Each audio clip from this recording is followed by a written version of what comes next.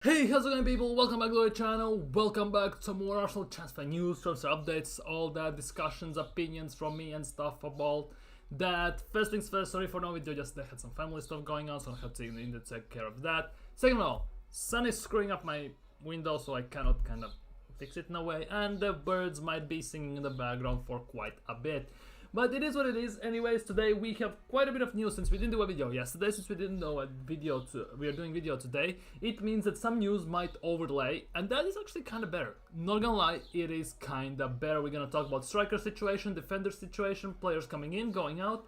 It will be all over the place. And by the way, today, it's a double upload to kind of make it up for not there being a video. Yesterday, we're gonna make our first Euro 2024 video. It's gonna be a prediction video. It's gonna coming out later this evening after this video, so stay tuned for that. Of course, like, comment, hit that bell, subscribe, all that good stuff, and let's get into the video. And we're kicking things off with Benjamin Šeško. We're gonna start basically in a very chronological order in a way. It was reported on May 30th, so 2 days ago pretty much, that it was late night while I was already sleeping, that Benjamin Šeško has said yes to Arsenal, and Arsenal already readying a 45 million deal to sign the Slovenian international. A bit later on, this news came out that the interviewer asked him a question, and we've heard rumors of you on possible move to Arsenal happening. His answer was that I've always wanted to play in England, precisely in Arsenal, which is kind of interesting, I'm not gonna lie. If the opportunity comes, I'm ready to embrace it, of course. But today, legitimately, like 30 hours later, these news come out. Arsenal are interested in signing Napoli forward Victor Osimhen after Chelsea failed to make progress in negotiations for the Nigerian. Obviously, it all comes out from Di Marzio, who is, I would say, semi-reliable, not the most reliable at the moment, but at the same time, we need to realize the transfer window opens in exactly 2 weeks, in 14th of June, and this is the way it's gonna go. One day Šeško is done, and one day Osimhen is coming in, and this all comes from Fabrizio Romano overall, and you kind of can expect that it's gonna happen this way until specifically transfer window opens and Arsenal can properly start going in on players. It's all good when you can behind the scenes try and talk there, but some rumors start to stir up, so agent says something to kind of increase the value, or maybe the player wants to stay, so agent kind of floats a rubber duck in a way, the Yellow Pages story in a way, and it all goes this way. But according to Fabrizio Romano, this is very interesting. Every day we have a different rumor. One day Šeško is done, one day Osimhen is coming, one day it is Gyökeres, and pretty much this is how it is, we all know that. And one day it's this, one day it's that, Romano said on his page. But the biggest thing is, let Arsenal work, because from what I understand at the moment, specifically at this time, maybe for about a few more days, Arteta and Edu are still on vacation after the season. They maybe are working on transfers in a way that they are kind of scouting and all that stuff, but they are not making the big decisions. They are not sitting down with agents properly in a way. There's a big chance of that. But let us work. They are discussing internally about the striker, considering all the options they have. There are about 5 options, if I'm not mistaken. There is Tony, obviously, which is the less likely one. There's Zirkzee, there's Osimhen, there is Gyökeres, and there's obviously Šeško.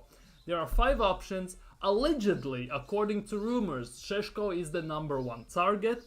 After that comes Osimhen, and then the rest of them, apparently. Obviously, every single one comes with a big price tag, and by the looks of things, in a way, Šeško is the cheapest one, which also kind of makes sense. He's another project player, which I have a very big belief that Arsenal this summer will sign a project player. They will sign good pieces in the team, but they will sign a project player, and I think Šeško might be the one. Definitely, I believe so.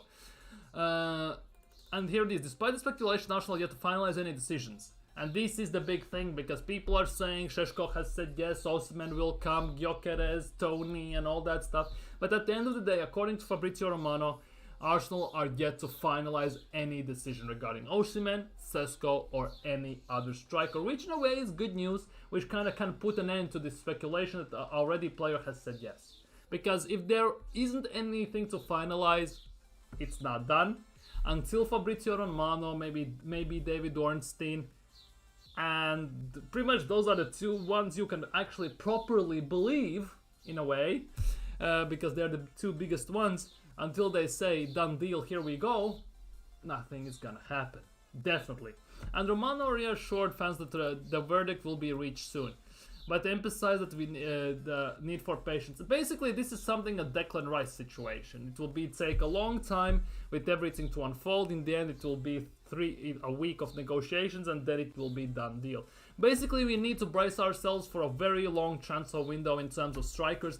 I would preferably love to sign a striker before the Euros, especially if that striker is not playing in the Euros or AFCON or whatever, where AFCON not a thing to be honest this summer, but let's say Euros or Copa America, so he can go with the team in preseason tournaments, in preseason training, kind of be together with the team, learn the tactics, get accustomed to the mechanisms of the team, ideas of Mikel and team overall.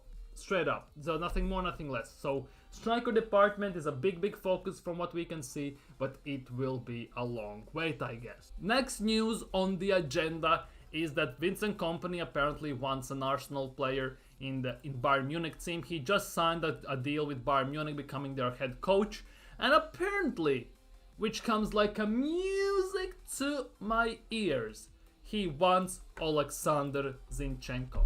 He wants the crybaby. He wants the B-Tech Bart Simpson. Take him, send him there, sell him for 25 whatever million, and get him out of the club, in my opinion. Because I genuinely believe that as a team, where Arsenal are going, what they want to achieve, Arsenal have outgrown Alexander Zinchenko. And it happened with him at Manchester City as well. Pep came to a point when he already saw he's not gonna work. He's not gonna be good enough, so he sold it to us until we were in this rebuilding phase. Last season, maybe he was good enough until a certain point, but this season, the last season, was a massive indication that he is not good enough. He was one of the main catalysts why we lost certain games, why we conceded certain goals, and we lost points. And thus, ultimately, it all accumulates obviously together in us losing the league, losing the season, and losing a title. So definitely, I'm not against that. Whether it's gonna happen or not remains to be seen. But if he wants Zinchenko, I don't care if he wants even this freaking guy he suggested to us, Sambi Lokonga, take him as well for like 15 million. Take him, and again, take him. It will be interesting to see what's gonna happen, but I wouldn't be against the fact that the company takes Zinchenko there, inverts from whatever side. The question is how he's gonna use him. Whether he's gonna use him as left back, because Davies is there. Let's be real, nobody's gonna replace Davies unless he moves to Real Madrid or whatever he moves. Maybe he's gonna use him in midfield like Ukraine does, because they have Mykolenko at left back. Remains to be seen, obviously. But at the end of the day, yeah, if Zinchenko moves to Bayern, I would be happy to drive him to the Heathrow airport myself. So, defensive situation. Big question mark for Arsenal, more specifically left back. People are saying Arsenal have good, solid defense. We have the best defense in the league. Raya wins the Golden Glove. But let's be real. If we look at this from, let's just say 3 steps back, right? Let's just take 3 steps back. You will see that Raya's clean sheets were only because of our defense. It wasn't because he was exceptional in goal. He made saves here or there, but he didn't make game-changing saves at all. Let's be real, he's made more blunders than actually made game-saving saves.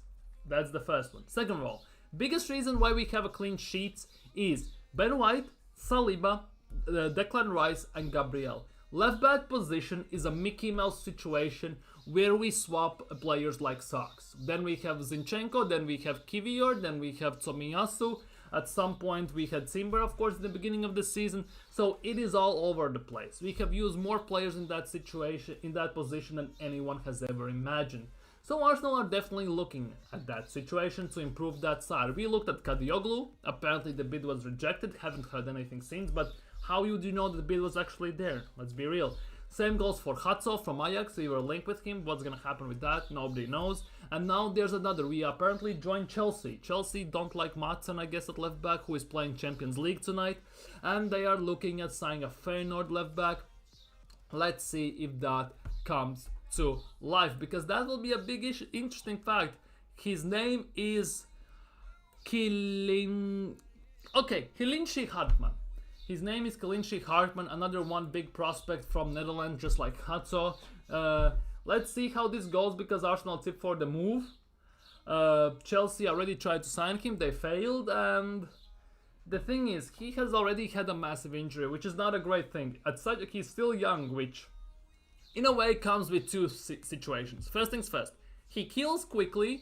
Maybe he can adjust his style so he doesn't get that situation doesn't repeat itself and all that stuff. Second of all, second part, he gets injured in that play, in whatever place he gets injured with that knee, just like Jesus, and we have another Jesus who gets injured 3 times a season for 3 months each time, and he needs to drain knee every 2 years. Sorry, years? I meant the hours.